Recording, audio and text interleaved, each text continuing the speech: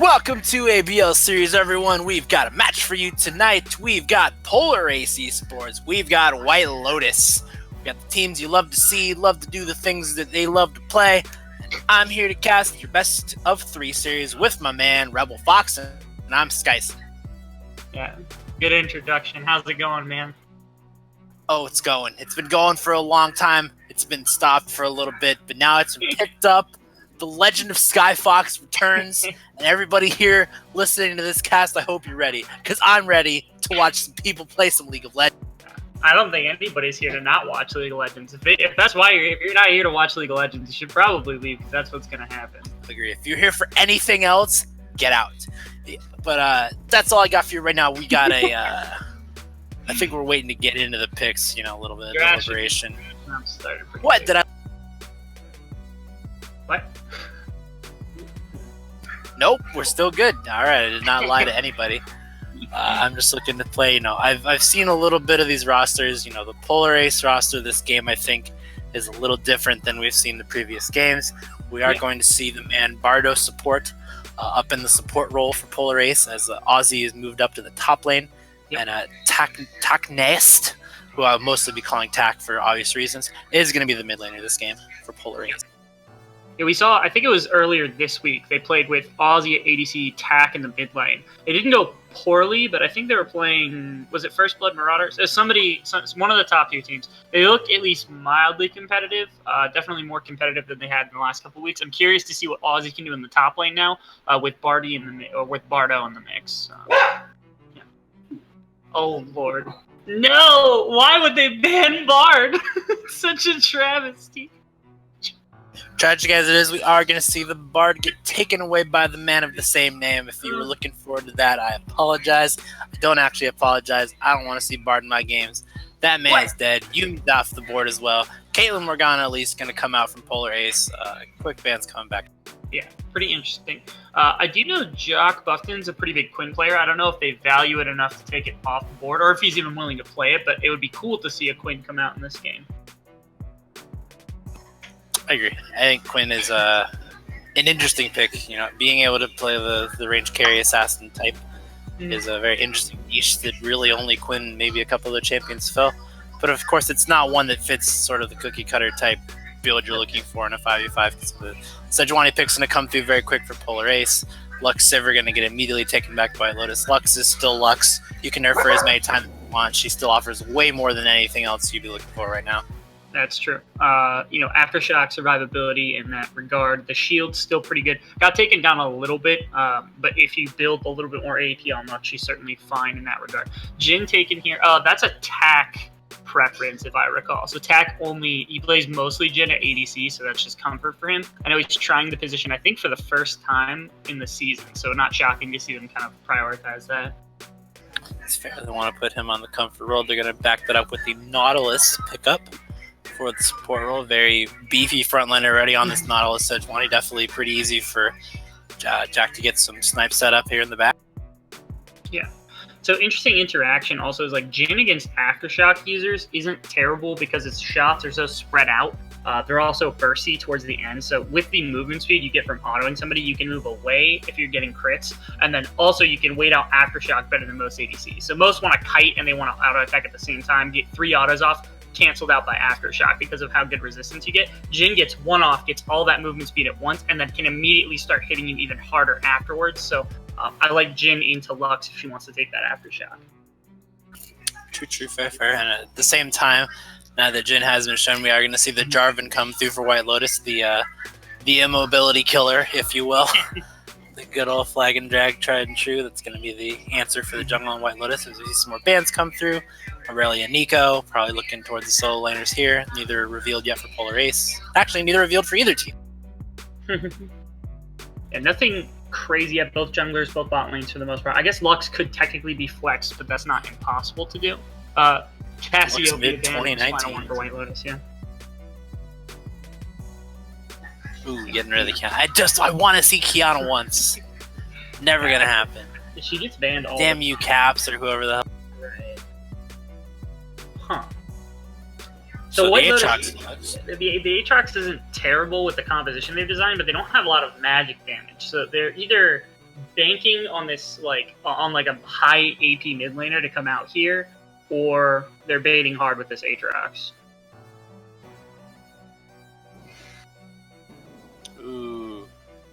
Definitely wanted to see the Kled. Aatrox and Kled were two notorious champions that got changed quite a bit with their most recent patch. Kled gaining amplified Grievous on his Bear Trap on a rope, and Aatrox, of course, losing the revive on his ultimate in lieu of some other changes that overall make him decently strong over the course of a fight. Yeah. I think Kled's a pretty good matchup into Aatrox now. There's a lot about him that just makes it... sustained fighting from Kled is pretty good, and then coupled that with the mechanic of having Skarl and that Bear Trap on rope, as you said. I honestly think that it just makes him one of the better, especially because Aatrox is so built around sustain in his kit now that anybody that can take that away from him is just going to have an advantage.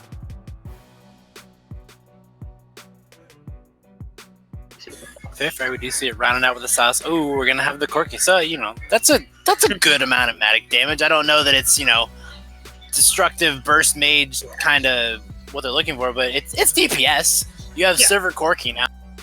Yeah, you get some really good scaling out of a Corki too. It's pretty safe.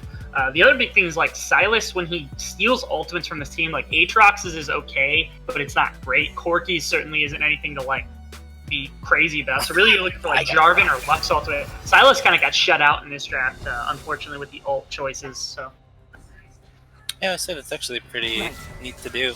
Looking towards not really worried about laning. And I mean, Corki's a pretty safe laner as is, and you really don't have to worry too much when you're looking into a Silas lane, which is more likely where they're putting that. But yeah, on top of that, they denied a lot of options for Silas to use that to use the ultimate. So it'll be interesting to see.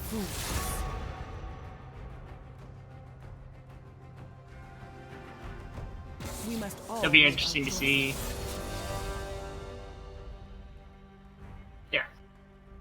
I think he's getting it. Some of these lane matchups are going to be pretty interesting to see. Again, I think the big one, at least in terms of what we're looking at, is Kled versus Aatrox. They're both two carries that can impact team fights, especially in the mid game. Aatrox has a little bit more sustained fighting style. Kled, obviously, huge ultimate, especially for starting team fights. Both these teams actually have very death ball style compositions, with Sejuani, Kled, Silas all like to move forward. The Nautilus depth charge. Well, the opposite. Jarvan, even Aatrox, Corki, both have ways. They all have ways to just run forward at each other. So I guess the question is if they smash their heads into one another, kind of what happens. And I think just bare bones, looking at exactly what's happening, I think 50 minutes into the game, even scores. I think it's easier for White Lotus to do damage. But if Polaris finds the better engage, they're certainly going to absolutely destroy. Yeah, I think a lot more of the engage on Polaris' part is a lot harder CC. And you really have on the side of White Lotus, you're looking at a Jarvan knock-up into Cataclysm lockdown. You're looking at Aatrox to try to chase people down. But on the side of Polaris, you have a lot more ways to start. You have the Sejuani ultimate. You have the the Kled ultimate that'll lead the entire team in for a sort of a surprise attack. And I think the setups for their side will look a lot better to start off these 5v5 fights. But I think at the same time, you can't take away from White Lotus's ability to sort of catch people off. You have the Jarvan EQ. They can single people out a lot better. So I think if you're looking at straight 5v5 fights, it may swing towards Polaris over the course. But again, it relies on them being able to pick out at least one of these members of White Lotus, CC them down, and kill them out of the fight. Or they'll have to deal with this onslaught of DPS. The Sivir, the Corki, even the Aatrox, the longer he lives, putting down these Qs. Lux herself doing a pretty respectable amount of damage. Yeah. Again, like I said, I think these two comps are just ones that will smash their heads into each other. And the question is just kind of who plays it better. I'm interested to see things as you said, Sejuani has hard CC, Kled has some hard CC. Silas can steal Jarvan's ultimate, give them more hard CC, and then couple that with Nautilus as well. There's just so much of it. It's how do you protect Sivir? How do you protect Corki? How do you protect all 5 members on the side of White Lotus? Because if any of them go down, this team fight starts to drastically change. I don't think Lux is pivotal to the team fight, but if any of the others, you're talking, like I said, any of the other 4, if they go down, this team fight starts to suffer pretty massively. because there's no more front line, no more CC, no more damage. Something gets taken out of the mix. So, like, how do you keep Corki away from 5 different ways to engage the fight? How do you keep Sivir away, even with a spell shield, from all the CC that's coming at it? Yeah, so we'll definitely have to see White Lotus pull out a lot of answers to the sort of incoming crescendo of crowd control that players can throw them. I think it'll be pivotal to see if they can keep their DPS alive, keeping Lux alive as she throws down. Because I think a lot of these fights, you'll have Sivir Corki hanging behind Jarvan and Aatrox trying to find the front lines. There'll be pretty easy setups for Phoenix Aura to get down these prismatic barriers to cover across the team with enough shields to keep them sustained through the fights. I don't think that Polar Ace has the damage to last as long of a fight as they'd like with White Lotus. I think the longer the fight goes without people dying, the better it's going to end up for White Lotus. So if they're able to, either survive the initial, incoming wave of crowd control or sustain themselves over the course of the fight, it'll definitely look in their favor. And that's what Polar Ace is looking to shut down here. Yeah, I don't disagree with that. I think that's an entirely correct way to say it. Like I said, Corki, Sivir, both super good team fighters over the course of time. Not great at bursting. Aatrox, if he gets ahead, does have quite a bit of burst. And if Jarvan wants to go like AD, he'll certainly have some himself. But as you said, the longer the fights go, the more it favors White Lotus. Because of that, I do think later in the game, it's going to become all about how well Jack does on Jhin in the early game. If he's able to get an advantage, he could shred the carries. I mean, Sivir has no chance against the Jhin late stage, especially if they're on same item, something like that.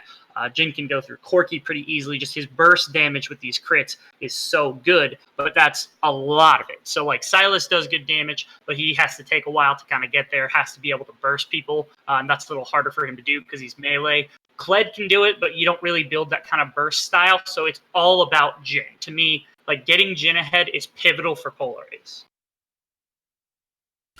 Definitely going to agree with that. I think that seeing how this role swap is going to work for Jack on the side of Polar Ace and seeing how they answer up to the White Lotus composition, we'll see if the adjustments that Polar Ace has made to their comp is going to give them the advantage here.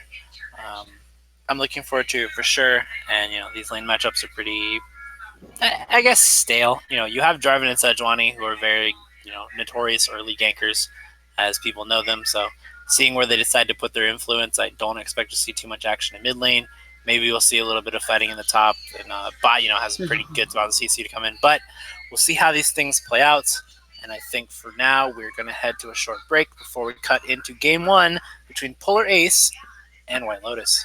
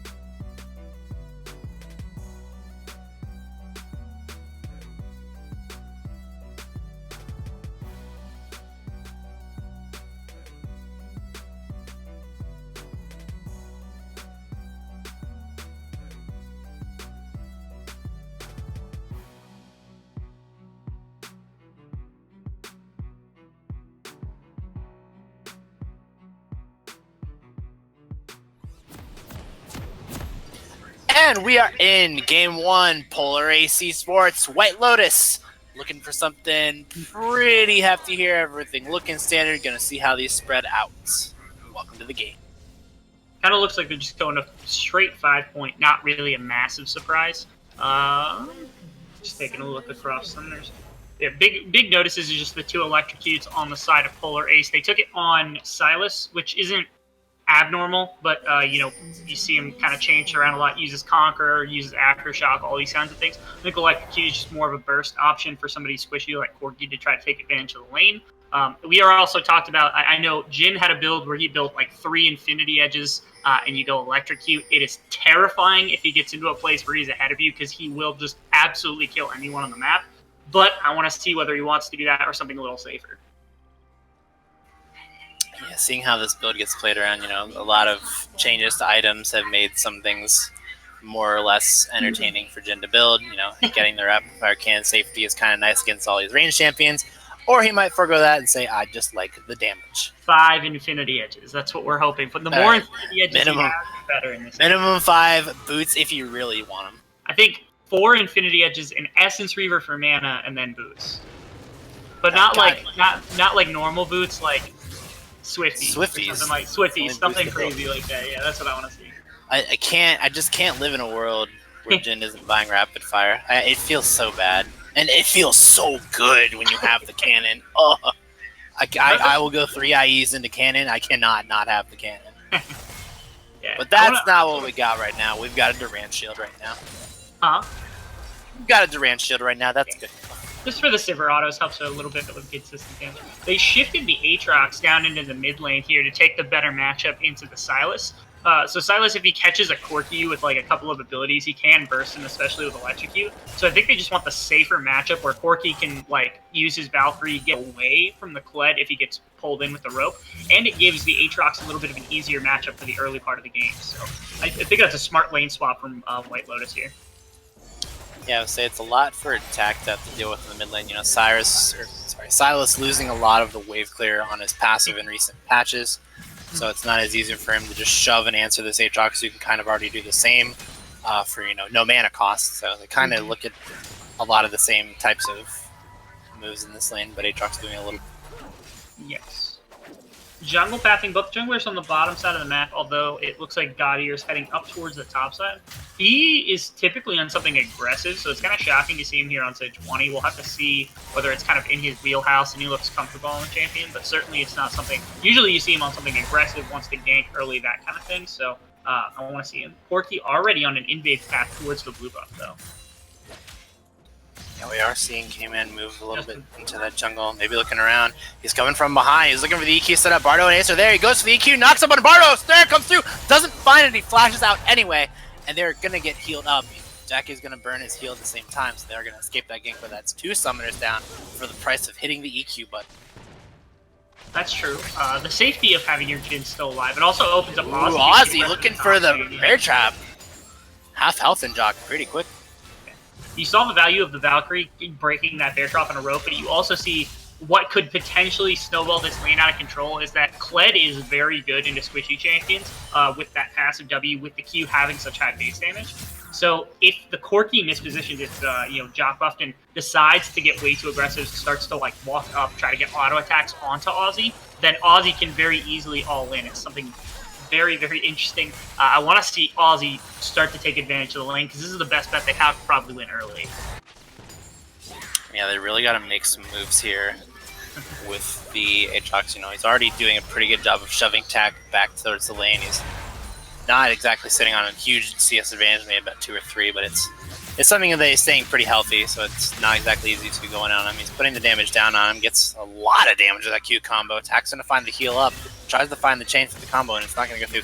Worth noting that the other interesting Silas change that affects this lane in particular is they changed the way Silas gained the shield on his E. They gave him back getting the shield on your dash, but now it's only a magic damage shield, so it's not particularly useful in this matchup here. Yeah, actually, if I recall, what they did was they made the first part of his ear, the little dash, actually make him immune to magic damage, and then the second half is just the magic. I don't know if that actually went through or not. No. I saw it. No, that didn't go through. That did not go through. Yeah, it's just a magic. Yikes. Okay, yeah, I was always curious. Is like, why would they give him pure magic like immunity during that dash? Like, this Get me out of that world. Okay, so yeah, just magic shield. Yeah, that does make the Aatrox a lot better of an option into him. And again, another reason why the lane swap is a lot smarter for this team. Yeah, the way they're working, and a lot of poke damage coming out from Phoenix Aura here. He does have the Ignite on the Lux, which is sort of an interesting choice. You see a lot more Luxes opting for the defensive spells because she's not really one to get into the action of fights, but having that after looking for a particularly cheeky play on Jack, knowing he doesn't have the heal available. It is difficult, I think, for this lane without the Jarvan come through, because the best thing you're going to do is hit a binding on the Lux. And, if you hit it on Jhin, it's probably just mispositioned by Jhin, and he probably gets punished for it. But you can't really hit Nautilus with it. He's just too tanky. And they don't want to hard engage into a Nautilus who has the hook up and prepared to use it on people. So it could be difficult to engage if you're on the side of Lokidosi and Phoenix. Just try to... I guess, like I said, they're in a stalemate where, Bardo could easily engage, but he doesn't want to get harassed down. But if they push too far to try to get an engagement, they're going to get punished by Bardo. So that's why jungle presence is going to be pivotal for this bot lane. That's what you want to watch. But here's Gaudier on the top side. Speaking of jungle presence, this man is sitting here, letting Jock spend his good old time. He's not looking. There's Gaudier. Oh, this is tense. Come on, nothing. How long is this man going to commit? It's crazy. Oh, there it comes. The bear trap's going to miss. Jock's going to lose the flash Q, but the flash response from Jock at the same time. Nothing's going to happen out of there. Sums for sums. Yeah, feels pretty bad. Flash, used by Gaudier. So the bear trap on the rope missed to start with, which was already sad enough. And then flash being used by Gaudier not having any follow-up. They do burn the Corki's flash, which is a massive summoner down, especially when Gaudier picks up his ultimate. But, it's got to be punished. Otherwise, it's just a waste of summoners, waste of time there for Gaudier. Right. Between having the Sejuani ultimate and the Kled ultimate to just hyper engage onto this Corki, it's going to be super important for them to make use of that within the next couple of seconds, the next couple of minutes. And that's something that I guess Ozzy could definitely do himself with his ultimate, but it's certainly Jock could definitely at least escape with that Valkyrie even after being engaged on. So it's still going to be tough to find it. I think Gaudier just needs to put focus towards this Corki and make sure he is punished for this lane swap, because it's working out pretty well for them right now. Yeah, I was going to say Puller's really getting, put on the clock. And like we were talking about a little bit in the bot lane before that action happened, at the same time, Lokidosi and Phoenix are in this bot lane on this Sivir, are not too worried about looking for an engage. Phoenix Aura is making his spell thief money off the poke. Lokidosi is sitting pretty comfortably ahead in CS, and he's like, I'm going to get to the point where I just outscale you up and work on team fights. You're never going to get ahead of me, so I'm not too worried about getting picked off by you before I can fight the rest of your team. Yeah, it's looking pretty good for them so far. That's where having an oppressive jungler, somebody more like the Jarvan. Oh, we just see mid fight. Oh, Talk looking in there for D-Dog. Gonna get on in by Ace. Gaudier's looking for him. He gets the stun. Looking for attack on the return. Is K-Man's a beast? He's gonna turn back to the Jarvan ultimate. He's actually gonna find that return kill. D-Dog living just long enough for the survival there, but K-Man comes for the backup, gets the return kill. Yeah, really unfortunate turn there. They were able to get quite a bit of the health bar away from D-Dog, even with that ultimate up. Sustain kept him alive just long enough for K-Man to respond. And of course, Tak, he was super low to start that fight. I actually don't know if he had the mana to ult either, so kind of just a bad timing there. Gaudier had a good game. It was a great start to that. A little bit more health, a little bit more mana, maybe another corrupting potion charge would have definitely turned that complete opposite direction. Yeah, really unfortunate. You saw Tak tried to give everything he had to the rest of that fight, and Gaudier was like, well, I have to push through to get the rest of this Aatrox mana down. Sustained himself up from just enough Q hits for K-Man to come over there. He did burn the flash to get through, but it did exactly what he needed it to. We see Kled's going to burn the ultimate to get out of there immediately on the ward, knowing K-Man doesn't have the Cataclysm available, but he's still going to burn that ult. Yeah, no flash either, so a little confused why Ozzy was willing to burn that so quickly. I know he was pushed up pretty far, but Corki has he has a Sheen right now. There's not that much damage, and Kled definitely had the mobility to get out of that. But certainly at least he feels protected now. Doesn't have to worry about it. Definitely got to try to get up there with this with the Sejuani now though, because that's your best bet to try to get a gank. Ooh, they're looking. D-Dog locked up by the chains. Ace is here. Doesn't quite land the Q. Gotter's going to look for the W, but it's going to be the flash from D-Dog. Well worth the flash. Very little invested there from both Gaudier and Tack. Again, another lane for this Sejuani to start to look for once that ultimate is back up. It's going to come up here in 10, 20 seconds. So really want to see him get aggressive around the map because that's super important for this competition.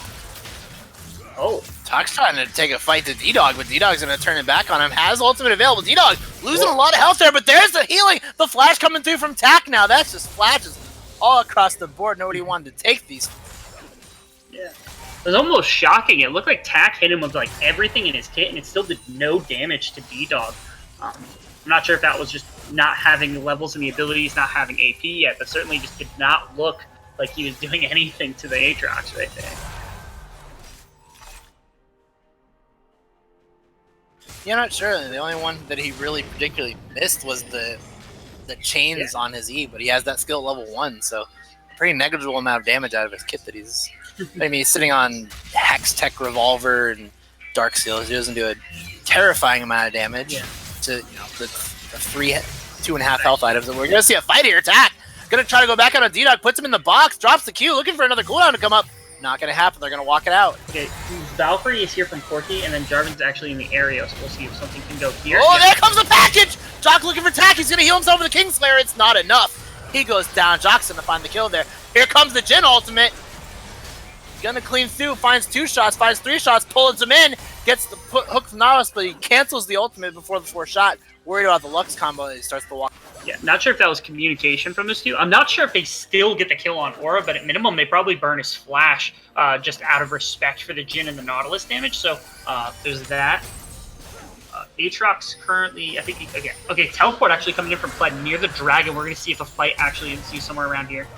Oh, the flash hook coming through from Bardo. It's not going to make it there, but we see Ozzy's on the back there, bringing Tack with them. They're looking for a full fight here. They're trying to get out. They burn the heal, burn the flash, getting to get a flash shot coming through from Tack. They get the kill. The stopwatch coming through from Vince. There's the Dragon ultimate. Going to lock him in there. Bardo says, I'll bring the fight to you. Ozzy's going to make the kill happen. Everybody's coming through here. Teleport's coming in from D-Dog. He's chasing people down. The kill blows up Tack. Looking for Ozzy next. Ozzy's going to go down to Jock. That's going to be the return kill coming through, and bodies are falling everywhere. 3 down for Polar Ace, 2 down for White Lotus. That's going to be every teleport in the book.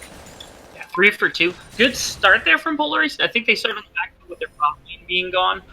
You did see double teleport come out from the side of Polar Ace with Tack and Ozzy, of course, coming in. Good engagement, but the ultimate gets kind of cleansed off there by the Sivir, and then the rest of the fight, they get a little overextended by some kills. Not able to get anything. And then just the rest of the fight just narrowly saw live, came in, narrowly escaping getting stunned there for the follow-up. Got her actually flashing in to try to get the damage through, but came in. EQ is going to persist through that CC. That it will. And again, this is decently close game, and it's good that the Jhin was finally able to get in a kill during that process, but it's still like it's rough for them to try to go through. Again, Jhin is so much of their late game damage. Team Silas has already started to struggle in some of the damage department, so getting Jack even more fed, or trying to get more done with the Kled at least, can be very big for the side of Polar Ace. That is going to be the Herald going over to the side of White Lotus as well, trying to stack up their objectives, as well as the can build up a pretty good early gold lead, not trying to fall behind in these fights. They've shown they're able to dogpile up. They're going to immediately drop that Rift Herald in the mid lane. Already been worked down quite a good amount by D-Dog. I think they might take this if they're not able to push it back. It's rearing up, and that's going to be the tower.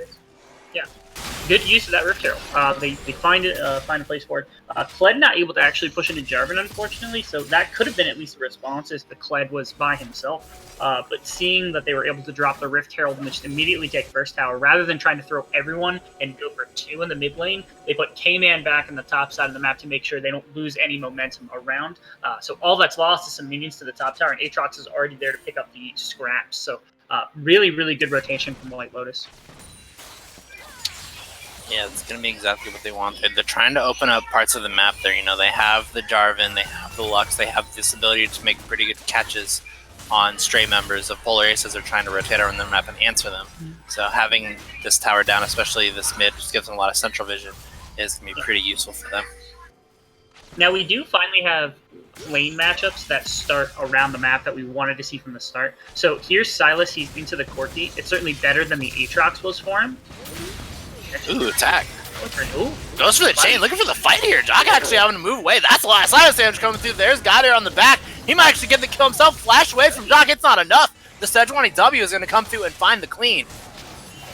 There we go. That's what we want to see. Again, that first moment that we get that matchup between the Silas and the Corky, immediately Goddard is able to take advantage of it. Flash was burnt from Jock. Still not able to get away, though. Fantastic job by the side of Polar Ace. Yeah, the cooldown management and the proto belt usage coming out from TAC is going to be very clean there as he's looking to make these things happen. And I mean, it's a thing with Corky. You have to play very cautiously with Corky while you're looking for things like that. You can't afford to let these champions that have those burst damage down. Speaking of burst damage, Jarvan coming through, finds the ultimate. Jack is just stuck in the cage. Nowhere for him to go. K-Man's going to find that kill. Looking for Brado next. He's locked up by Goddard on the back, though. At the same time, D-Dog is going to walk over Ozzy on that Aatrox. Goddard is going to find the stun up right before he goes down. They're going to take the Sivir ultimate for the double kill. Looking for Phoenix Aura next. Protobot coming through and then slides him for the E. Finds the kill on the Phoenix Aura. And Polar Ace are coming in strong. I'm going to replay that one. That was clean fights all over the place from these squads. So it starts off just some fighting, some random scrapping around. Then they find an ultimate onto the Jhin. He dodges a couple of abilities, so it goes down to Jarvan.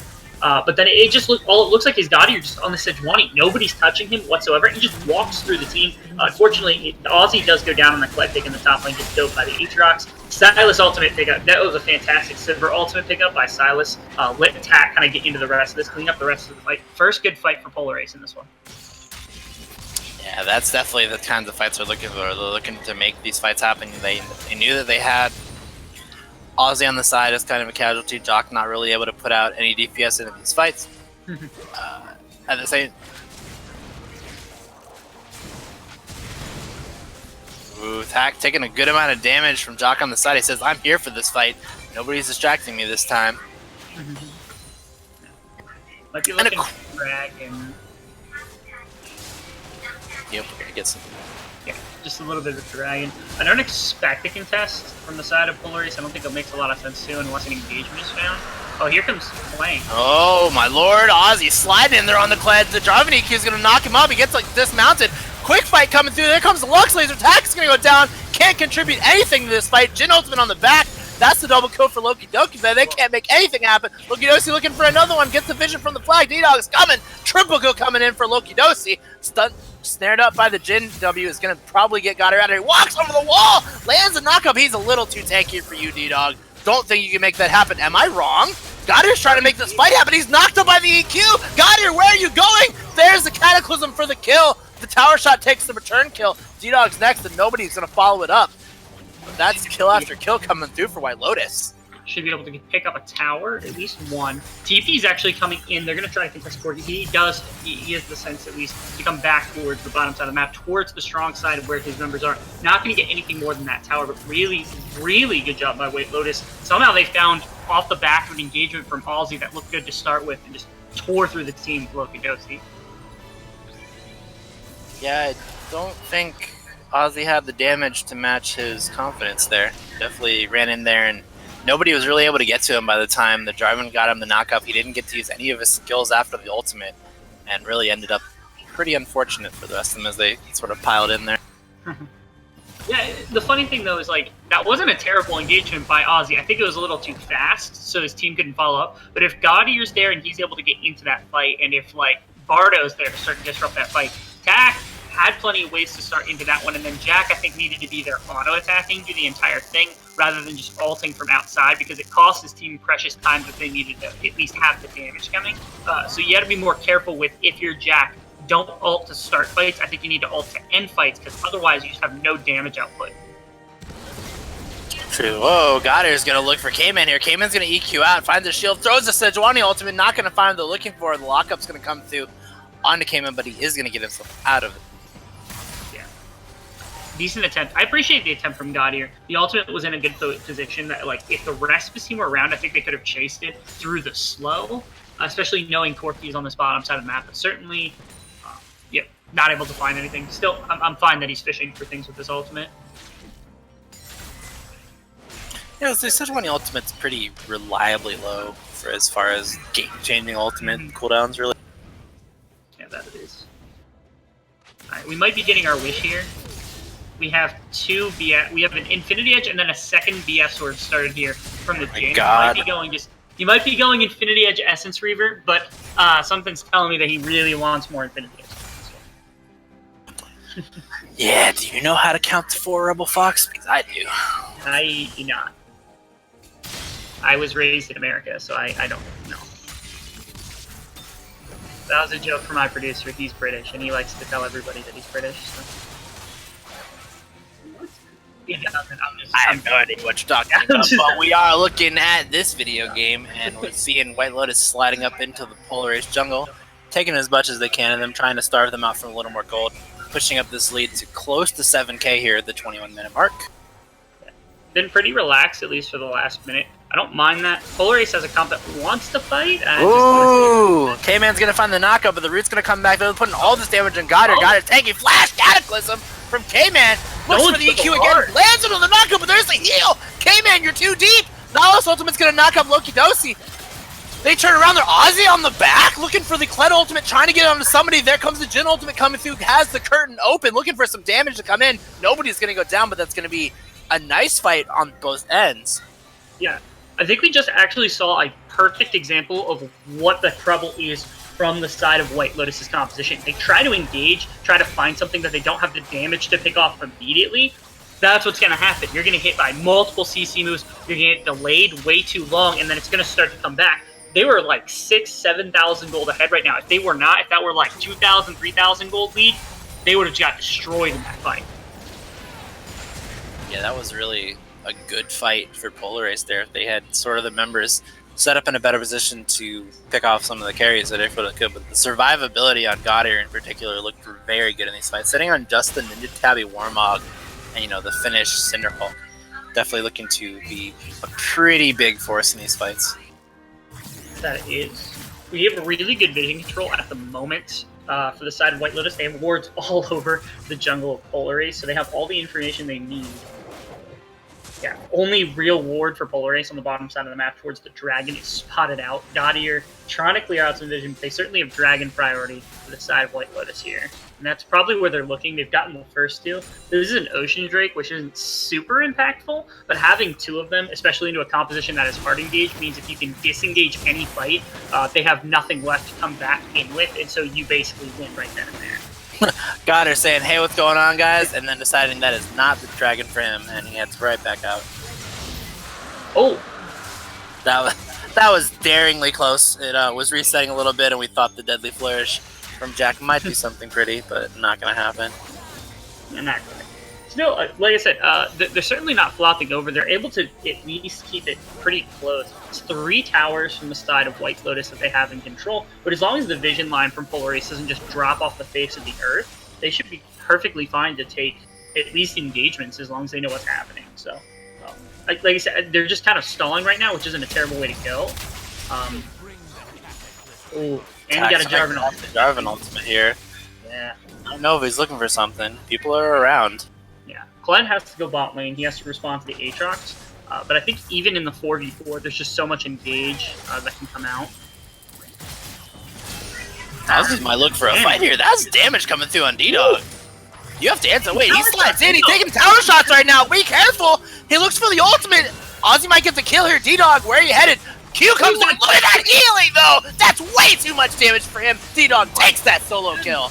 What a man. That was ridiculous healing from the side of Aatrox. He definitely didn't deserve that kill by any means. Oh, here we go. Oh, puts him in the Cataclysm, locks him outside of it, but then slides back into it. Fights happening all across the board. Dax gonna find the kill onto K-Man over in the Baron Pit, but we are seeing at the same time in the bottom, Loki knows he tries to get out of there. He's the next casualty of the Jack. Looking for more. He is safe. Look at those meat walls in front of him. Nobody can stop him. Jack! No! Jack doesn't make the wall. The triple kill comes in for Jack. At the same time, we see that D-Dog in the bot lane has made casualties out of both the solo laners of Polar Ace and is taking a tower as his prize. Yeah, it was shocking to see just how strong the Aatrox was in both fights. Thought he would have lost at least to 2 of them. The sustain is just too heavy on him. Thankfully, I mean, you saw Jack tore through the rest of the team, prevented that Baron from going down. Now if they get a tower in response, I don't know if they're actually able to pick this one up, but certainly, yeah, they have no wave that they have to walk out, but Really, really good fighting. Good start as well. Jack needed those 3 kills to kind of get him shot into this game. He's now second highest only to the Aatrox. So in these team fights, he's going to be a lot better. Yeah. That's a pickaxe in his inventory. Oh, I know. Yeah, yeah. He's going multi-infinity. In fact, we'll see it bought here in just a few seconds. There it is, right there. Perfect. And long shot. Okay, so he's not going like 4 or 5 infinity edges. Looks like he's cutting his losses at 2. But we got a double infinity edge. That's twice as many as we normally get. That's not. What else could we really ask for? So from this point, if I had to guess, like Essence Reaver's probably on the table. I think it makes a lot of sense. Rapid fire. Rapid fire, yeah. Rapid fire. Got here. Sliding in over here. There's a huge fight that could happen here. Otter's locked up. Lux damage coming through there. Polaris is looking to slide into there. There's a Driving Ultimate. Has 4 right now. They're just sitting there for all this Jock DPS. They can't survive. This is the fight that White Lotus is looking for. There's the Jhin Ultimate. I don't know that you want to be there, friend. Double kill for Jock. He slides in. Caught on the bear trap. Slides out of it looking for the kill on Jack. Can he get it? Fires another rocket. One more is all you need. No, he doesn't. Fires the big one. It misses. Good sidestep from Jack. Oh my goodness. That was great from Jack. Again, he wasn't in that fight to start with, so like the auto attacks, which is what he should be using for the fight, kind of got pushed out because his damage was, he just had no health left. Being able to dodge that was a big win. They don't have a jungler, but neither does the side of Polaris. I don't think they can actually contest this one without Jack's ultimate at least. Yeah. Yeah, that's good. Right. Yeah, the K-Man finding that Jarvan ultimate on 4 was absolutely pivotal. You just saw every single Corki rocket was just hitting 3 or 4 people, and they just that's the DPS coming out from the side of White Lotus that Polaris does not want to last through these fights.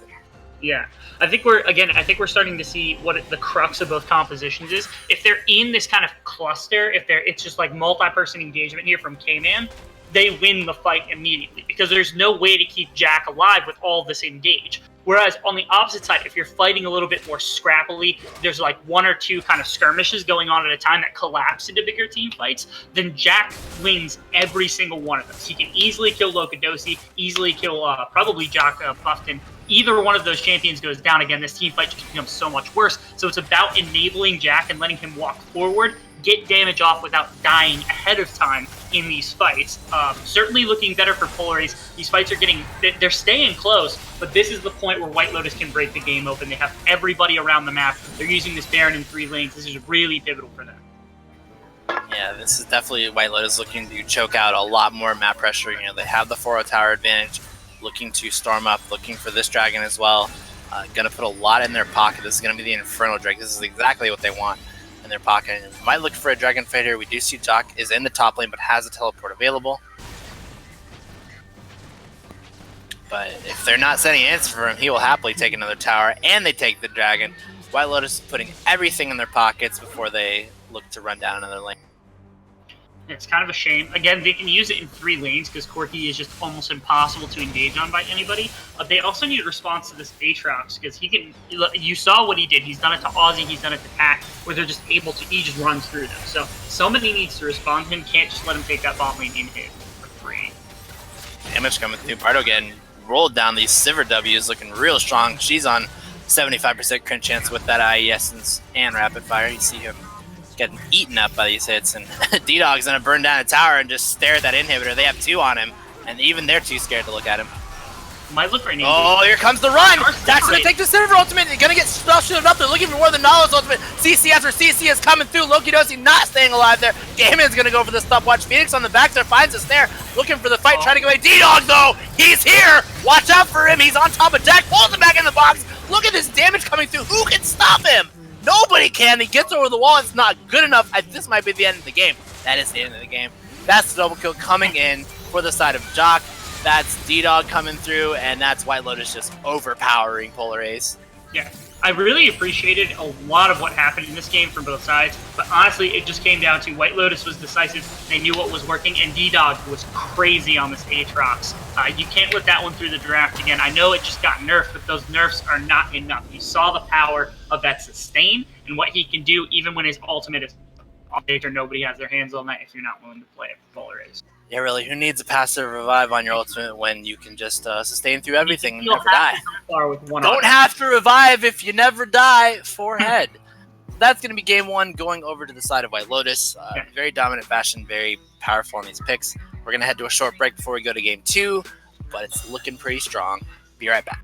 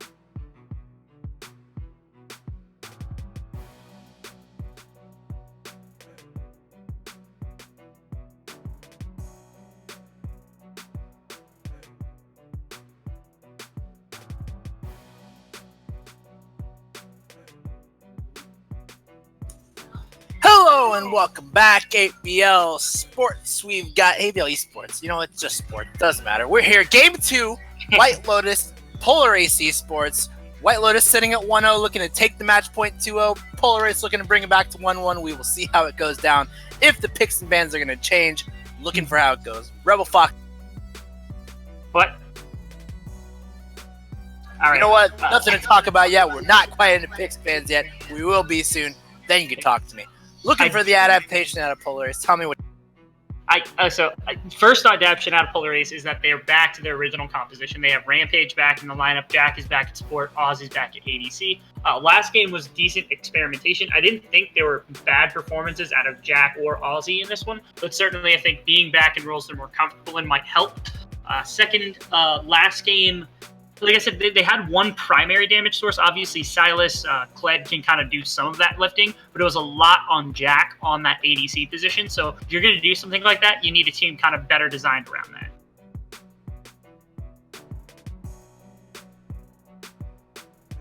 Yeah, looking at how things going, we're seeing the Camille changeovers, new people and new bands. Gonna keep the Yumi though, not wanting to see that in their gameplay. I think those are the same 3 bands coming out from Polar Ace's side. Yes. Bardman from White Lotus.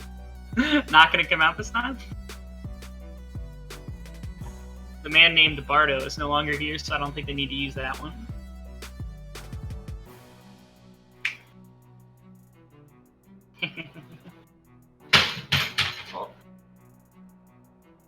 Let's see what the ban is from White Lotus. Just coming through. I'm not dead! I'm back! What's that ban coming through? I did not get this. Karma's ban. Karma ban? Alright, thank you, stats team. Perfect. We're going to see the Sejuani going to get immediately picked up again by the side of Polar Ace. Right. Yeah. So Gaudier didn't look bad on it. He had a couple of pretty Chad plays when he was just in the back line destroying squishies. But, yeah. So we'll see if there's any adaptation in terms of the rest of the draft. I've also seen, so like there's always been this kind of like lane Sejuani that kind of drifted around in mid and top, especially mid lane for a while as like a substitute for something like Galio or Scion. I was always curious about what a team could do with something like that, but no one's ever done it, so. Oh, a Twitch Lulu, they ran this last week. Or last game, I think, what? last year. Twitch Lulu. I haven't seen Twitch since the medieval ages. Yeah, that's why I he love has this a champion. medieval Twitch skin, yeah. I respect it. At the same time, what they did hand over was Mr. Aatrox. Yeah, it's a lot to give over. You're banking a lot on that Twitch can at least compete in this laning phase against Sivir. As long as he's capable of getting some good skirmishes off, he should be fine.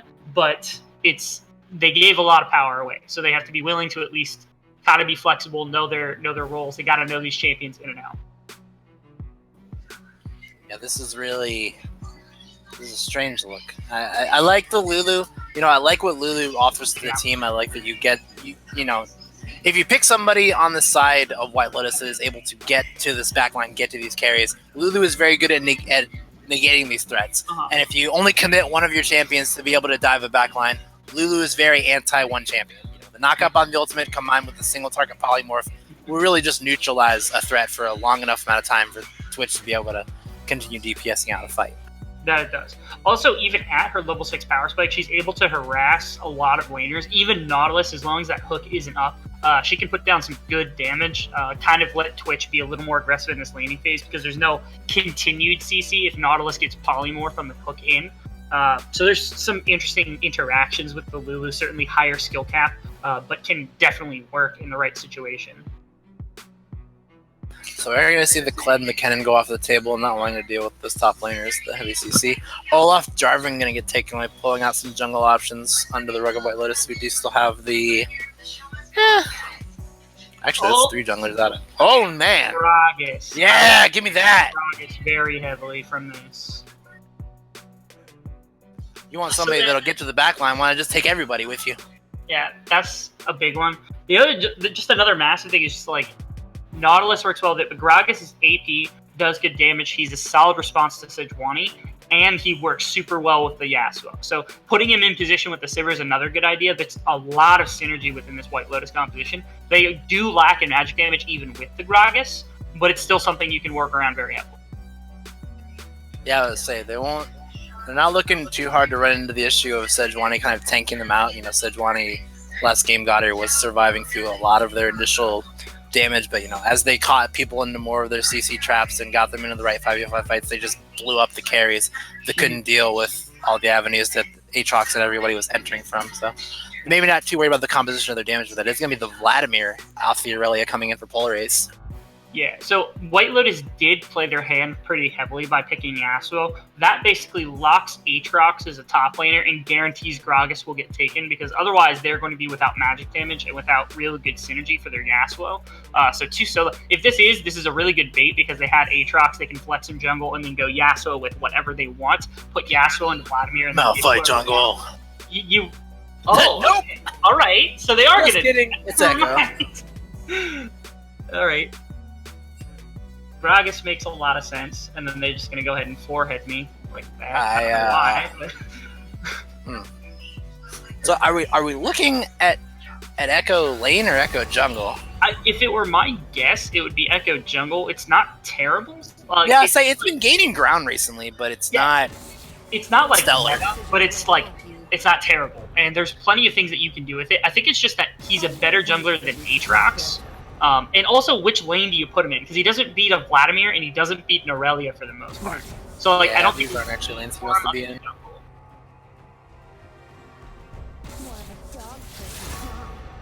I'm more mad at the fact that they set up this composition yeah, and then they're like Gragas for no reason. All right, punk me.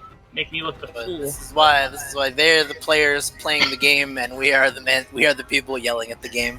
Yeah. I suppose they have a higher plan. They have a higher plan. Maybe there's still a surprise up their sleeve. If they lose with Echo and they could have picked Gragas, I'm gonna make it very apparent to their team.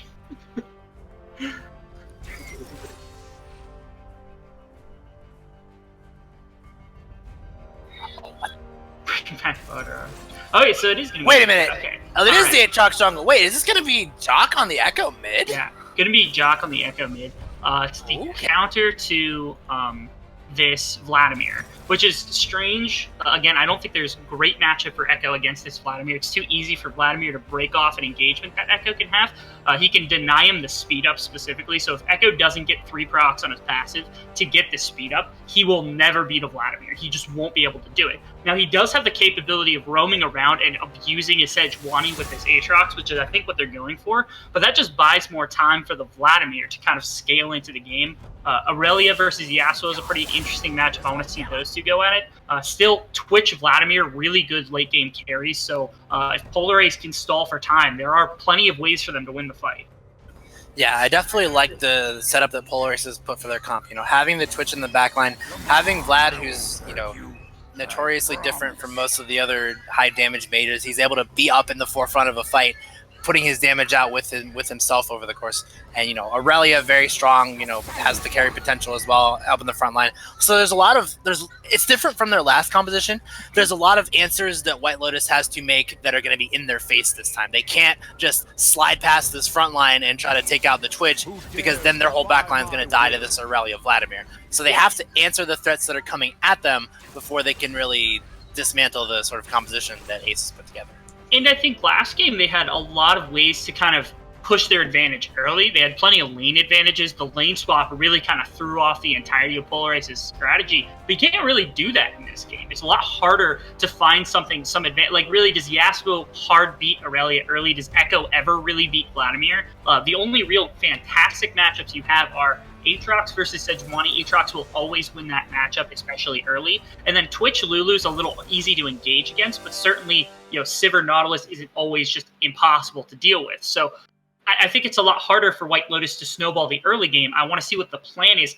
I think it's Echo. I think it's Aatrox Echo roaming around the map as a hit squad and just trying to take skirmishes against Gaudier, against Tak, before they really hit their power spikes.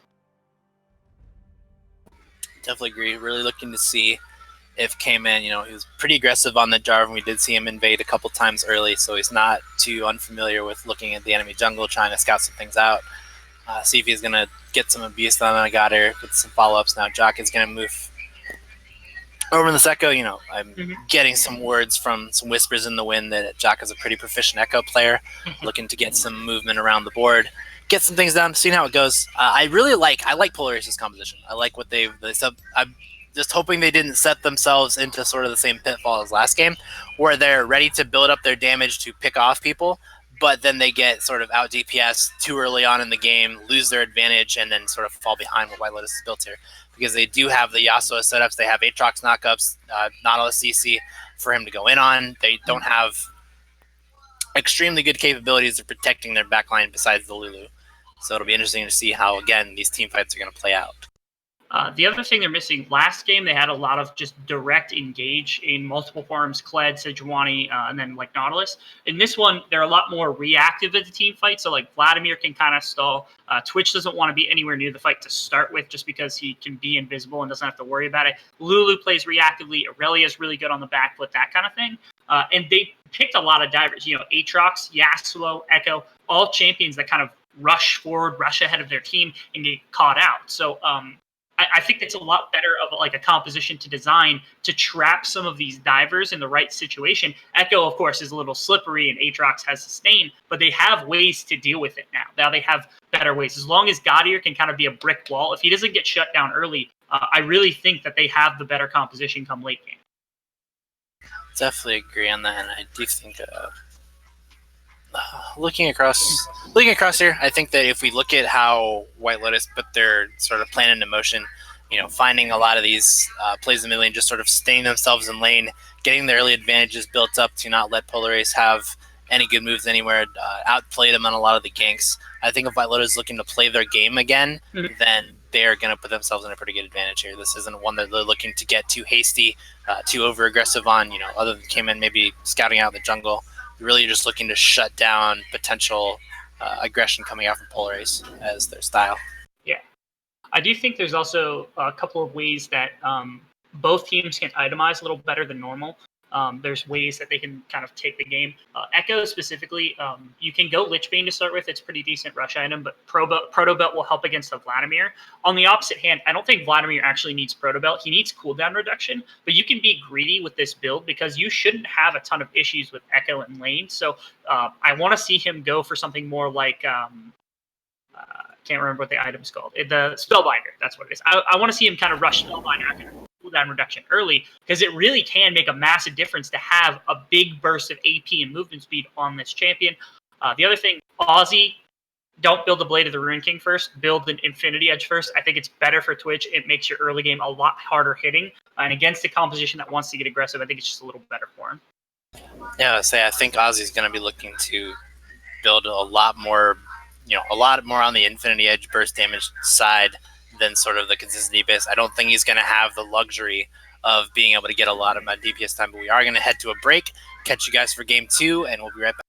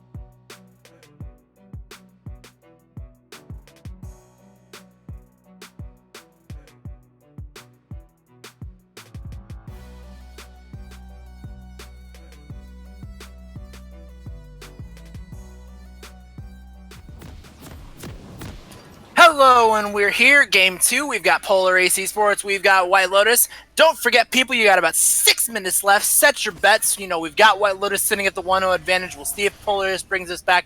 Get your bets in chat for White Lotus or Polar Ace. Reminder that the one with the top amount of points in the chat leaderboard is going to get $10 through PayPal, and we've got a pause. Perfect. He's coming. This gives me time to do my second plug because I'm about that. If you are loving this stream, loving these graphics, loving this incredible graphic designer and production manager, then consider subscribing to the ABL stream and donating if you can. Everything that you give us is going to go straight to the production crew and make this beautiful stream even better. Thank you for watching, and hopefully we'll get over this pause because there's not a lot to talk about. Yeah. Any donations goes towards hiring better casters, so... You want better casters, Truth, if you were done listening to me, then donate. Because I'm done listening to me. I can't donate, but hey, it's all on. Skyston just wants to play TFT. If you want Skyston Truth, to play TFT, get me out of here so I can go play TFT and we can hire real casters. That's my life. Let's go. I'm Silver 2. Hit me. That's the unpause. Perfect. All right, let's go play some actual League of Legends. Back into the game. Okay. Looking across the board, yeah, nothing crazy really going on. Quite a bit of just standard. Yes, another pause. Let's go. That's what I like to see. What we need to have is just a jar, like a swear jar, but instead of a swear jar, it's a pause jar. And every time you pause as a team, you have to donate $1. That's probably we'd be rich by the end of the season if we installed that. We could actually hire new casters. There's the unpause. Let's go. All right. So again, nothing out of the ordinary, nothing not standard. Mostly, yeah, across the map. Echo does opt for Electrocute. That's pretty standard on Echo. I think in a matchup like this, you could maybe warrant going Dark Harvest. It's going to be difficult to proc, but you're not going to find much with the Electrocute early game. So you might as well try to opt for some scaling. But far be it for me to tell him how to play Echo. Truth, this man clearly knows what he's doing. He's gonna deal some damage. We're gonna look for the level 3 kill. It's gonna be beautiful. I'm also curious to see. So Sivir opted for Doran's Blade. Doran's shield is really, really good into Twitch because of not only the auto attacks but also his passive damage gets shut down at least a little bit more with the Doran's shield as it continues to apply the Doran's shield passive. So, little curious why Lokidosi wants to just opt for pure Doran's Blade. They must really want to go all in, really want to keep fighting over and over again, but Doran's shield would certainly have protected him in this lane a lot better.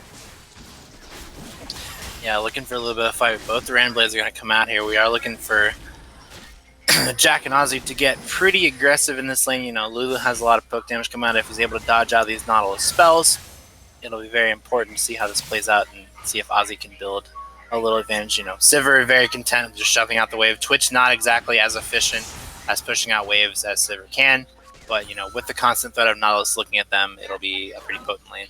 Yeah. Mirrored jungle paths as well. I'm curious to see how long he's left on this ward. Ward has 20 seconds, so he'll still probably catch Sejuani on her way up to the Raptor pit unless she wants to go bot lane. But yeah, mirrored paths right now, both of them. I think they're just going for full clears or at least full red side clears into blue, and then they're close side scuttle. Looks coming through. That's level 1 coming through on Ozzy, taking tons of damage through. Not even going to break. Actually, Ignite comes through. The aura from Sivir gets the heal. Is it enough? Oh, the heal. Okay. Jack just narrowly survives the last tick. He is going to live there. That's going to be the heal. And that's going to be the Ignite from Phoenix. Very, very close in that situation. Oh. Okay. There. All right, we're in there. Yeah, but really, really solid play. Again, that's the trouble with having the level 2 advantage there for the Nautilus and the Sivir. You just have so much more access to aggressive play against the Twitch Lulu. I don't think I think it was more Jack not really assisting with the lane push to start with. Because of that, they just got caught off guard. Now, huge CS lead here for Lokidosi, 19 to the 7 of the Twitch so far. Oh, kind of struggling at the CS under tower. I would say we are looking for a little more there as we do hit. Hey, all right. Got a couple more. So not drinks coming in. I would say these lanes are looking about as you'd expect. Jock getting put down at a pretty bad disadvantage. Attack there. The sliding coming through there. Looks for the cage. Attack gonna get caught up. He's gonna slide out with the pool. Not too worried here. Yep, he's Vladimir. Vladimir doesn't die. Phoenix trying to walk up, but he gets put back by the poison cask. I think he could have just gone for the hook there, honestly, for a little bit of damage. Mm-hmm. Yeah, it probably would have been used just a little bit. Probably giving up gold as well to Jack, which he wants to deny vision for them as long as possible. Gives Aatrox the ability to come down, but yeah, plays it a little bit passive there. Not a terrible option there for Phoenix. Saying lots of advantages being built back up. We're seeing. Oh, there's the hook coming through, but the shield coming in. The boomerang blade comes through. That's still way too much. Flash comes in from Phoenix Aura. No, Loki goes for the flash, but takes a tower shot. He might die here. Goes through the heal to survive through the expunge. And that's going to be more summoners burned. Oh, Jock! Damage comes through. He might look for the flash. No, he's not going to make it happen. He was looking. He was hovering there. But at the same time, D-Dog having to worry. The flash Q from God here. Locks up by the Aurelia stun. Not going to find the stun there. He's going to turn around. Ozzy at the same time. Getting locked up. Damage coming through the CC on the bot lane. They're looking for D-Dog here. Nothing's going to happen. Sejuani W is going to pop on him. Turns it around. Not enough. Yeah. Damage all around the board. Good plays across the map from both teams. Just trying to find some aggression. D-Dog not burning Flash gives them the advantage. But all bot lanes, actually Flash from Twitch and Ignite from Jack, still available with every other summoner down currently with the side of White Lotus. So Gaudier can try to find time. Oh! They spot K-Man. Hey, those are our Krugs. Lulu does not get any Krugs. He tried, yeah. Is maybe a couple damage apiece on those Krugs with that Glitter Lance coming out, but not terrible. Just the CS lead in the bot lane right now is just a little bit much. Other than that, pretty even across the map. You'd expect, again, the longer this game goes, the more it favors White Lotus in a lot of cases, at least. K-Man doing a really good job to take away camps from Sejuani as well, but Sejuani's doing the same on the opposite side of the map. So. Yeah, so they're really crossing each other up. You see the little early fits coming through, and aside, this is what Sivir is pretty content with doing. And we saw it last game against Jack on the Jhin, but Ozzy on the Twitch is content pretty much with just playing the farm game, not really able to find these kills through the Nautilus, but as long as he can get into some core items, you do see the Vampiric Scepter, so it does not look like they're going to listen to Papa Rebel Fox, but it happens. Sometimes it's just like comfort to build a certain way on champions like Twitch, especially. Way through this aggression. Good trades here. Put the damage. Tack turns around. I don't know if that's what he wants. Looking for a Q there. Auto gets the Ignite on him. Q. There's the ultimate coming out. Jock has the ultimate available, but he is going to take the damage from Vladimir. He eats that up. So that's Tack's ultimate down, and Jock still has his. Yeah, I think Jock was intending to ignite him before the Q went through, and if that happened, he probably would have. Oh, he slides back in. No pull available for Tack. He turns around, gets a drink. Has the ultimate available, seeing if he can shark him into range, but it's not going to happen. Yeah. This is a really weird position for both of them because obviously if Tack messes up even a single ability, the Echo can kill him, but the exact same situation is happening for the Echo. Ooh, Rampage. Also in some trouble. Lands a stun, it doesn't go through. That's going to be the Q. They're looking for the knockup there. It flashes away before it can happen. There's the Aatrox knockup. He gets it in time. There's the Yasuo ultimate first blood going to D-Dog. Yeah. Great set of CC right there. We saw good setup also for K-Man. He's coming in at the right time. If that stun hits to start with, I think Rampage absolutely walks out of that for free. Burn the Flash got away pretty decent distance from the knock that just came through from D-Dog too fast. Able to respond with that ultimate pretty easily. Jock is just playing a good hit and run on this Echo.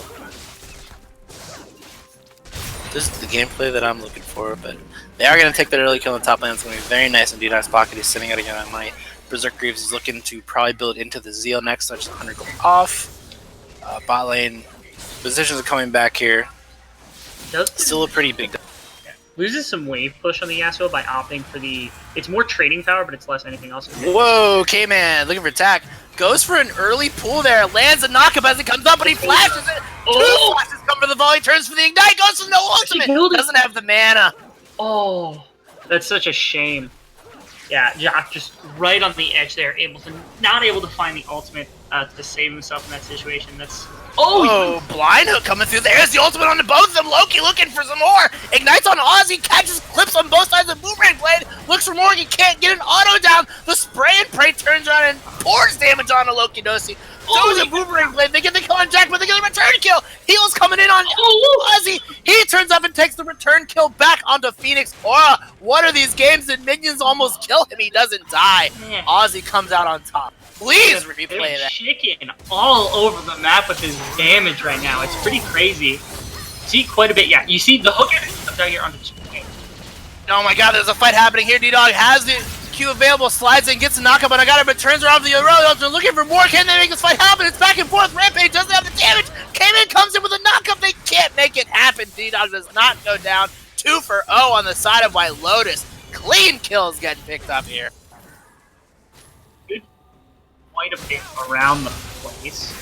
Okay, we saw this bot lane fight actually occur just a minute ago. So Hook comes out onto an invisible Twitch find, and the ultimate comes out immediately, getting double knockups. So the damage starts to come out. They think they have plenty to work with. The Ignite especially, I think they thought this would kill the Twitch, but this spray and pray used by Twitch got enough damage. Here's the flash the flash and the Ignite from Jack, and then the heal under tower to keep the Twitch alive. Oh my lord! Such a close fight.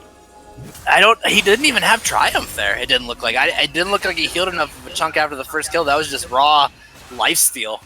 Yeah. It's pretty close. Pretty nutty, as they say. Yeah, that was pretty crazy. It's also a shame because if he had used heal just a little bit earlier, there was no Ignite from Nautilus, so he might have been able to keep Jack alive for at least one more auto attack. I'm not saying it would have saved his life, but certainly it could have been at least something. To try to keep him up, maybe get another auto or two off for Jack there, but it went their way anyway, so not gonna complain. Yeah, so these back and forth fights starting to go over in Tech Saver, having the extra burst damage from the Hextech Revolver, definitely working out for him. You know, this fighting all over the board, anything at any moment, one wrong move for anybody is going to end up with somebody dead at this point. Yeah. CS is hugely in favor of the Saber over the Twitch. This is the one problem you have. It's about 500 gold just in CS alone at this point, which is kind of a shame. Yeah, the lane was going pretty well for them, but ooh, clean win wall. Very, very close there. Just looking across the map, Gasso getting closer to finishing Static Shiv. Once that's done, he starts to have a wave clear advantage over the Aurelia, and that's when he can start roaming around the map. Echo, I think both Proto Belts finish in the mid lane, so their lane push will be even. I think still, even after that point, Vladimir still has push potential, and he has no mana. Gaudier getting ready. Oh, they're looking. They're trying to bait in a hook from Phoenix Aura, but Gaudier's here. He's already looking. The hook comes out from Phoenix Aura, but Gaudier's there. Oh, it's K-Man, though! Look at all this damage coming through. Lokidosi finds the kill on the Jax. At the same time, we see Phoenix Aura pop the stopwatch. Ozzy, can he turn around and get the damage? Can't kite it out. Looking for the H. What was that hitbox? Double kill coming in for K-Man. The K-Man is, in fact, a beast. Yeah, kind of a shame. There was no vision there either from the side of White Lotus to know that Gaudier was going to be there. It was really just K-Man coming in, trying to abuse that fact. Phoenix Aura pulls on a hook, and they think that they finally get a setup there so Gaudier can get off a decent gank. Instead, they're just punished. 3 kills. Now Tower going down as well from the side of White Lotus. This Aatrox working out again. Yeah, it's worth noting. And the ultimates there for Jack and Gotti were both available in that fight, but they got so caught off guard by the knockup coming through from K-Man that they didn't even get to use those abilities in that fight. Very unfortunate for them. Yeah, one ultimate out from Gaudier there onto, I think, K-Man. Not only would have stopped K-Man's initial engage, but also would have slowed down Lokidosi from getting into that fight. It might have been enough for them to actually just burst down Phoenix before the fight continued, or at least get a couple members out there. So kind of a little bit of a misplay there from the side of Gaudier, and Jack not able to react in time. Yeah, really interesting how this plays out. Now you're seeing the power shift into White Lotus, and once again, we're seeing the Aatrox kind of going crazy here. Any fight that he shows up to at this point, looking to finish into the Black Cleaver, has the Warrior enchantment, he is going to put out way more damage than anybody on the side of Polar Ace is going to be able to soak up at this point. Yeah. So something to make mention of also, I've been noticing this throughout the game. It's just for people's knowledge if you're interested in doing something like this. So if you ever take futures market on a champion, which is currently being done by Aussie, you know there's an advantage in buying items early. Ooh, there's the advantage. Flash coming away from Loki Dosi as Tak tries to slide in with the pool. No damage is going to come out. Phoenix Aura is going to come there to protect him. Good enough. We do see K-Man's on the side. There's a Sivir ultimate for the button. He hit that button. Yeah, he hit that button.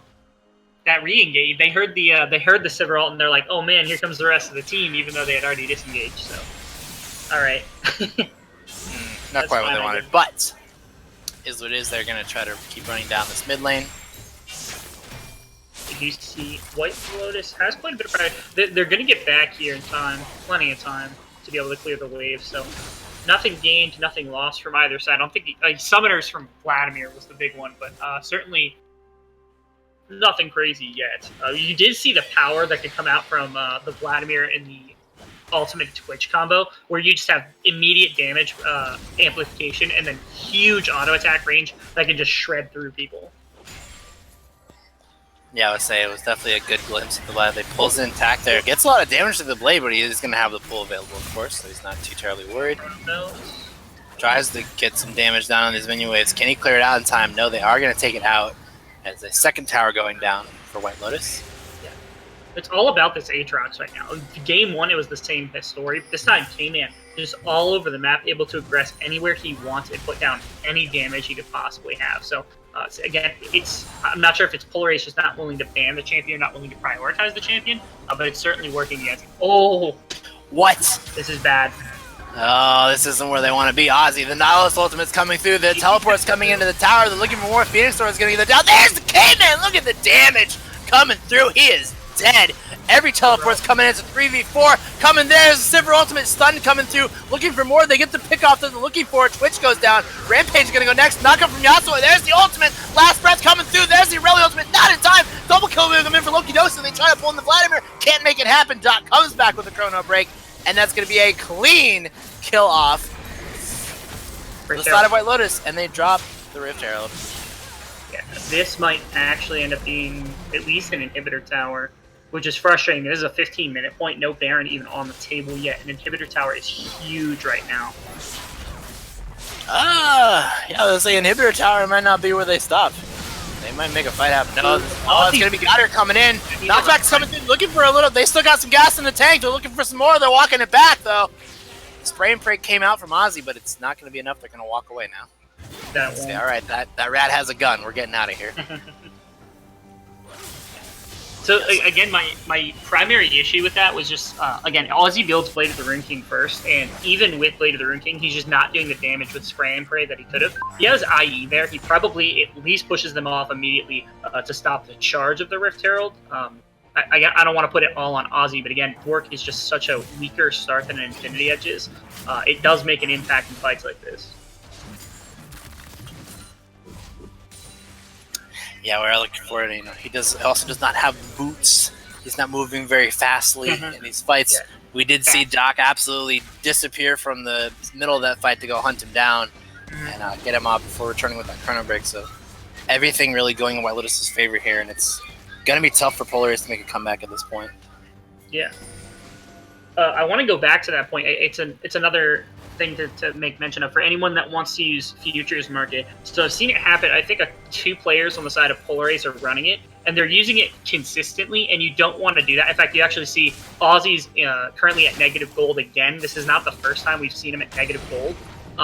You don't want to use that consistently through the game. You want to use it as little as possible, and you want to use it one time late because it costs you money every time you go into the negative. So the more you use it, the more you're actually spending on it and the less effective that it is. So if you plan on using futures market, what you want to do, wait for 20, 25, 30-minute mark, buy a big item with it that takes you into the negative one time, and then you're good. That's all you need to do. That is the most efficient you'll get with that stuff. At the same time, we're seeing the Dragon take D-Dog shoving in that inhibitor. He's going to get collapsed on here. I don't know if these are the fights that Tak wants to make. Rampage looks in. The ultimate coming out of Vlad. That damage is enormous. There is no way he's surviving that. He's down. Yeah. That's the power of Vladimir. He does have quite a bit of burst damage, quite a bit of just AoE damage in general. So if that happens in a team fight, he really can tear through a team like that. It's just he needs follow-up. He needs more damage, and Ozzy needs at least one more item. Oh my lord, came in. Oh no, Jack, you poor thing, you were gonna die with another hit. But he's gonna walk out of there with his life. My goodness. It's pretty great. And that's also, make mention, this is a Black Cleaver, like, Aatrox build. If he wanted to go Yumu's, he probably would have just killed him on those two RPs alone. That would have been pretty... From the game entirely. Infinity Edge is going to come in for D-Dog now, so he does have that 100% crit power spike. Sivir also going to pick up the Infinity Edge at the same time, now sitting at the 50% crit rate with both of the AD items. Things are just mounting up for White Lotus here. Item breakpoints being hit very, very quickly here for the side of White Lotus. As you said, 2 items for quite a few people. Even Echo is starting to approach Lichbane and Protobelt, which is when he really starts to become an adequate diver. And this Aatrox is just so... Whoa! The Aatrox knock up into Yasuo, last breath. Coming through, they get the immediate pull out of Vladimir, but that is just how quickly this White Lotus is hungry to start a fight. Yeah, they don't have that for another ensuing fight here, unfortunately. So if there were something else, Last Breath would not be there, and that's a decent portion of damage that could definitely come out from this. I'm not saying that wasn't worth the attempt, but maybe not onto Vladimir next time, like the one person who can stop that from happening.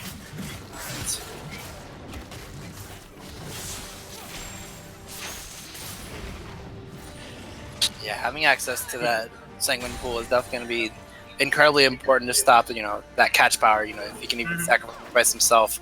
If they find something on Goddard or attack, it's way less effective than finding on these carries. But of course, Ozzy not willing to show himself in the fight for any of that CC to come down on him. He's got to be wary of the targeted CC, like the Nautilus ultimate, before he has to worry about anything else. Yeah. Now we do see 2 items completed on Vladimir. That is the Spellbinder and the Protobelt. This is when it can get really scary to play against Vladimir, even if you're down. Because again, you get massive movement speed, huge burst of AP also, and he can just run through your whole team. It doesn't matter who's in front of him. He can just do damage to everybody. So, like I said, if they find a proper item breakpoint in a decent fight, they're still possible for Polar Ace, but White Lotus isn't letting them pull the trigger. They just have complete control of the jungle 100% of the time, and they're just kind of trapping them in lanes right now. Yeah, building up their advantage very early. They're definitely choking them around the map. They've split up all across, not letting them commit any particular amount of people to one side of the map. You've got Rampage covering the bot side. You have Attack looking at the top, trying to look for a stun on Duck. Not going to make it happen. Yasuo going to turn in. He negates a lot of that damage with the dance, but actually he's going to turn around, flashes in there for the Q find, and he's going to find himself a kill. Yeah, Yasuo's looking for him, though. Can he sidestep Goddard? No. He's going to get auto-attacked, and that's the end of it. A little bit of a shame there. Certainly, not a terrible decision. I think D-Dog just stayed a little too far there. He doesn't need to do that. He doesn't need to dive under tower and try to kill Rampage in the 1v1. All he has to do is keep him pushed in.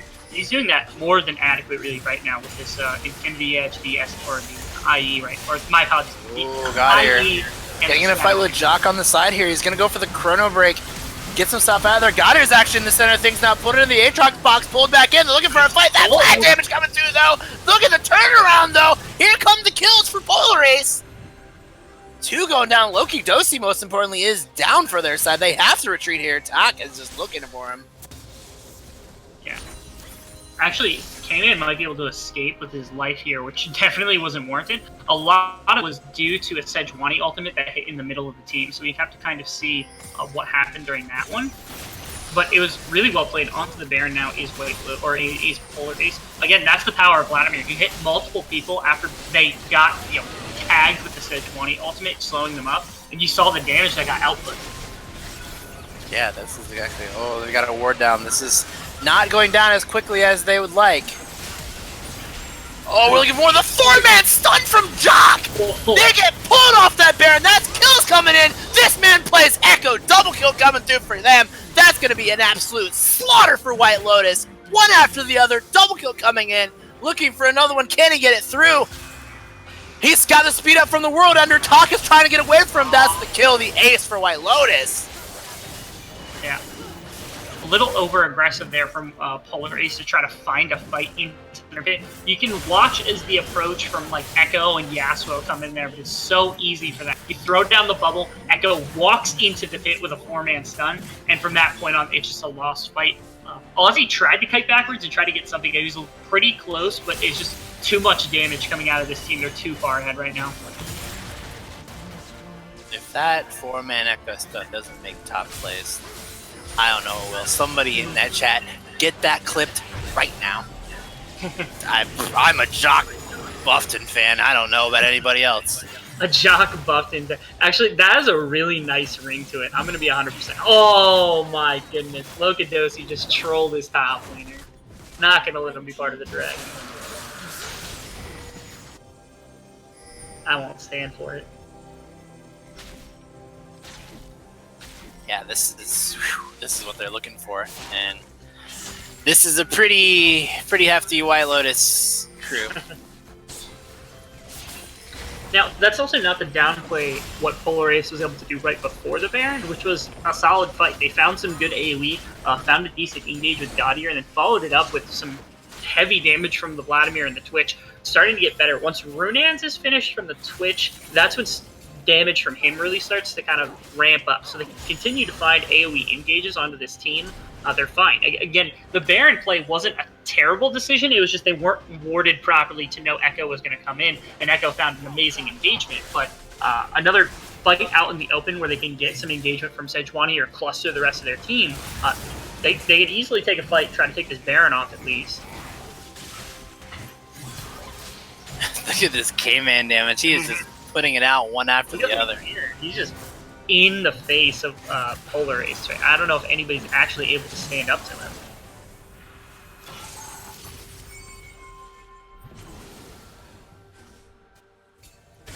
Alright. Rampage sitting around here. So the entirety of White Lotus is a lot more clustered this game. Last game, they had it spread across the map, the Baron buff. This one, they really only have D-Dog apart from the team. K-Man kind of shifts between alongside the Echo. But they're finding some success in just pushing some waves in, but it is a little bit harder to just spread out to 3 lanes. They also don't need to get that top lane covered because their inhibitor is already down. But not finding anything yet. That's the first tower. That should go down unless an engage is found here. Oh, Ace. Ozzy trying to find something here. Gets an Nautilus ultimate. They're not going to find the follow. The hook's coming through, though. Ozzy has to deal with the spray and praise coming through, though. He's backing up from this fight. Look at the damage coming through. They can't get to him. They're looking for this Twitch here. Look at the damage coming through. One after the other, one after the other. Everyone's going down there. Cayman is still up. D-Dog, though. He's looking for Ozzy. Don't forget the Yasuo. No, the wind wall. It cuts him off. He didn't find what he was looking for there. He had 2 more autos to take him out. Wind wall blocked him out of there. Tak might go down next. Tak. Stopwatch coming in there. Jock trying to find the kill. No, he gets down to the tower. They're looking for Cayman next. He takes the tower down. Looking for Tak next. But he gets him off the back of the Q knock-up and the auto attack. And D-Dog, in the meanwhile, is like, by the way, I'm just going to finish the game if you don't mind. Yeah. Again, that was the power of the team fight we saw. Really good damage starting to come out of Ozzy and Tak. Just wasn't enough. Yasuo, super strong. Aatrox, super strong. Taking over these fights, made it impossible for them to win. Great series from White Lotus, just all around dominant, all over the place. Yeah, that is what White Lotus is looking to do. You know, you saw the fight back coming through. You saw Tak find very clutch Vladimir ultimates at key points, but they fell behind just a little bit too strong. The White Lotus machine was just absolutely running, and large swordman Aatrox, strongest unit you're going to find in any version of this game. Demon Blade Master's telling you, way too strong. But they got it through. That is going to be the cleanup, the 2-0 from White Lotus in this series, and I don't have too much to say. That was very clean gameplay. Yeah, really good job again by the side of White Lotus. That was important for them to win also. I know Polar Ace sits towards the bottom of the standings, but I think expectations are still high on them.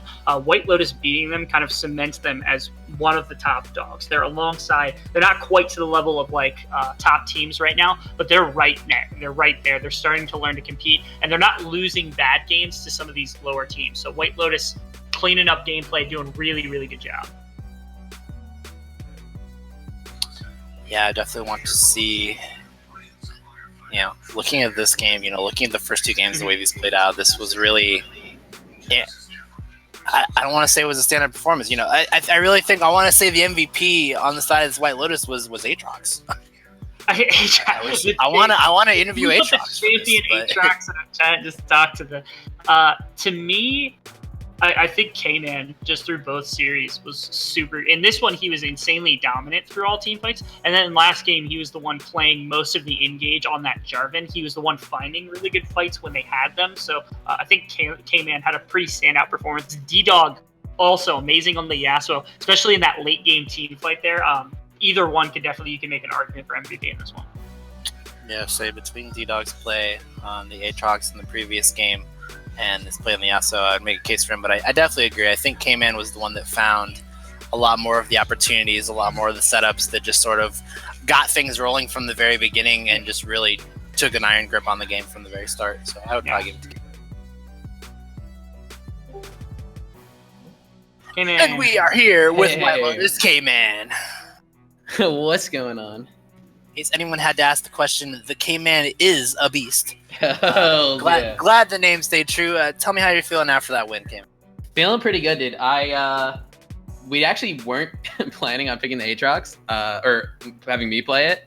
We were gonna go for a Gragas Yasuo, and then I was like, you know what, Gragas doesn't sound fun here.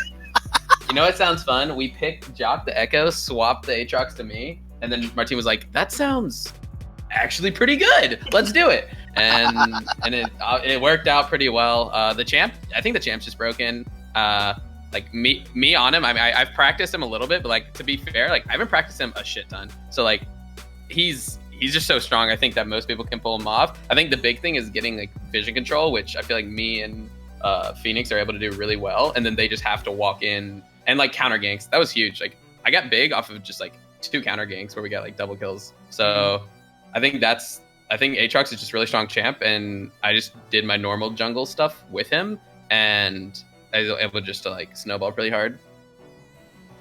Hey, sounds good to me. Pick Aatrox. He's broken. Carry all your games with him. I love it. I was gonna ask, I forgot what I was gonna say. Go to Rebel Fox. Okay. A couple of times through both of those games, we at least made mention Polar Ace had a couple of good fights, especially towards the end there. You saw that last fight kind of hinged on D-Dog's wind wall, just making sure Twitch and Vladimir couldn't do anything else. Were those fights like kind of phasing you guys, or were you just like rolling past them like they were nothing? So we when the fights happened, like literally right after they happened, we were like, yo, by the way, like remember it's Twitch Lulu, like we can't just like fight in a corridor like that, we'll just get destroyed. And we're like, oh yeah, and we're up probably like at least 10k gold right now, so let's just play the 1-3-1. We have Yasuo, we have Echo, and then we have an insane like 3v3 because I'm so strong in the Aatrox, and then we can just like push through the lanes and just play the macro game. And our vision was like really superior, and like if we just didn't like all they wanted to do was team fight. So if we don't give them the option to team fight, we're good. And then right there at the end, because we were like, all right, we're fine, we'll just do this like split push, like we're fine with the 1-3-1. Yeah. And then Phoenix is like, wait, I can ult Twitch here, we can kill him, he has no flash. And we're like, I guess we're going in. And that just sparked a fight. And I think if the Twitch or the Vlad or if I or D-Dog, like if we're just not as strong, we lose that fight. But we're just so far ahead that we just hit our AoE abilities and just killed everybody. But we definitely could have gone south, and it was kind of grief, but because we were so far ahead, it wasn't, if that makes sense. Skyson, did you figure out what you wanted to ask? Nope, completely forgot, but that sounded beautiful. Listening to the plan, seeing how it went down, it was kind of just a good old game of League of Legends. I really think that was the plan. You picked the strong champs, made the right counter picks. You know, a lot of the early play really just set your comps in motion. So yeah, I think our team is really, really strong late game, just because of our like communication and vision control, so that if we get ahead early game, it's just over. Like we can mess up as much as we want late game, because like we just start memeing. Like I don't know if you all saw last game, or no, sorry, not last game. A couple days ago we had D-Dog playing Urgot, and I took blue buff, so he ulted me because we were just so far ahead. And it just I don't know. I think that's why we troll sometimes at the end, because we're like, oh, this is unlosable, even though it is definitely losable, and we need to respect the other teams more than that. And that's why you see like that fight could have gone either way if we just slightly if we don't get ahead early. So yeah, pick strong champs, get ahead early, and you can mess up if you want. Pretty reasonable. I like it. I think that's all I had in terms of questions. Do you have anything else, Robert Fox? No. And the casual, of course. Do you have any shout outs you want to give? Wait, me? Yeah, you. Oh, shout out to my husband Phoenix. You know, we're a great little couple. Yeah. And can I plug myself? Is that cool? Sure. Yeah, Twitch.tv/the K-Man LOL. I'm a nutty player and streamer. And we're gonna play Monopoly later tomorrow. So come Hey, I'm all about that. I'll be there. Hells yeah. But thank you guys for the interview. Absolutely. All right, thanks for joining us, K-Man. Thank That's you. gonna be a solid win for White Lotus, and I believe that's all we've got tonight. So, thanks for catching us. I believe you will catch us next week for a new set of games, new set of players. Monday at 8 o'clock Eastern Standard Time. Be there or be not there. We will find out what goes on. Thanks for joining us. I'm Sky. I'm Rebel Fox. And have a good night, everyone.